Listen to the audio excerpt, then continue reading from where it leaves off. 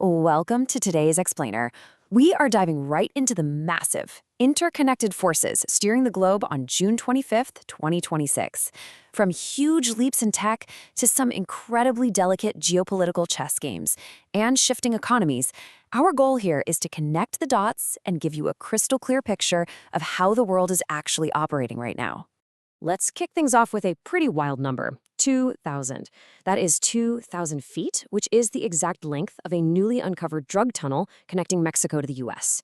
It's a gritty reminder, right? Because while we are all obsessing over high-tech headlines and digital borders, physical border security is still a highly active, very tangible reality that demands constant attention. So to make sense of today's sprawling brief, we've broken the chaos down into four main pillars. 1, AI's massive infrastructure boom. 2, global diplomacy and security. 3, the Economic Balancing Act. And 4, energy, science, and culture. Let's jump right into Section 1, AI's massive infrastructure boom.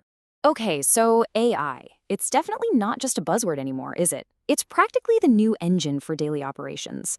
Enterprise software giants are baking it into literally everything.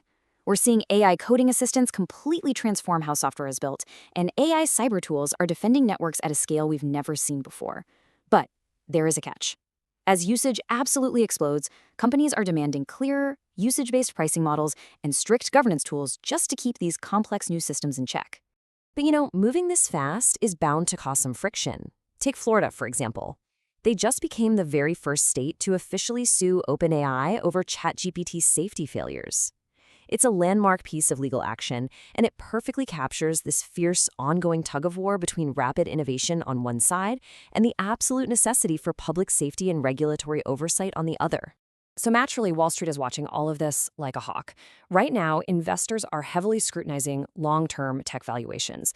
They're actively weighing tangible AI profitability, things like actual efficiency gains and infrastructure ROI, against pure AI hype, where some pretty serious questions still linger about untested business models and what the ultimate impact on employment is going to be. And honestly, it all really boils down to this one inescapable reality. AI, infrastructure investment, and enterprise adoption remain the dominant technology story. I mean, the sheer scale of hyperscaler data center expansion and foundation models fighting for efficiency is just unparalleled. Infrastructure spending isn't just a tiny subset of the tech sector today. It is literally the defining trend of the entire industry. All right, moving on to Section 2, global diplomacy and security. Let's shift gears and look at the physical map for a second, specifically the very delicate diplomacy unfolding between the US and Iran. This whole process started with a tentative agreement back on May 31st regarding the Strait of Hormuz. Fast forward to today, and Qatar has really stepped up as a vital intermediary. With China actually urging engagement, negotiators are actively working toward a long-term framework. And interestingly, the White House is officially signaling optimism here. And this slide right here perfectly captures the stark contrasts we're seeing on the world stage. Over in the Middle East, we're seeing fragile, sure, but definitely forward-moving diplomatic stabilization. Meanwhile, in Eastern Europe, kinetic warfare is actively evolving. Ukraine is pushing drone operations, Russia's cross-border strikes are continuing, and it's all happening under the highly watchful eye of NATO. That brings us to Section 3, the Economic Balancing Act. So how does all this geopolitical and tech stuff hit the markets? Well, Federal Reserve officials are basically trapped in this massive economic equation right now.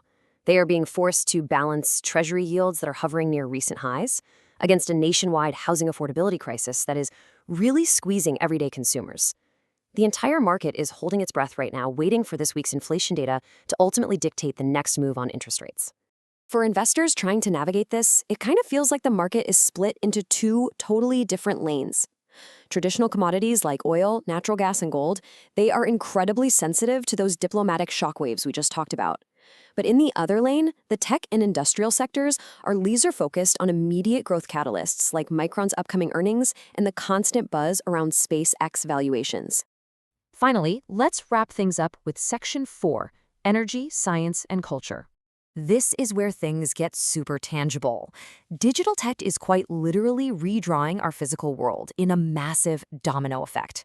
Cloud providers are frantically building out data centers, which is causing global electricity demand to absolutely surge. So, to keep the lights on, utilities are pivoting hard to massive grid modernization projects and giving some serious renewed policy attention to nuclear energy. But it's not all just power drain. That computing power is fueling some incredible scientific leaps. We're talking AI actively shortening the timeline for life-saving pharmaceutical drugs. Fusion energy startups are pulling in some really serious funding. Quantum computing is steadily advancing. And out in the cosmos, NASA and SpaceX are laying the literal groundwork for future lunar and Mars missions. Culturally, the ripple effects are huge too. I mean, even with summer blockbusters and the World Cup completely dominating our social feeds, traditional media is going through a pretty painful digital transformation. Both Hollywood and the music industry are grappling at the exact same time with how to integrate, or in some cases, how to fight AI-generated content in their creative pipelines. So, what does this actually mean for you and your career?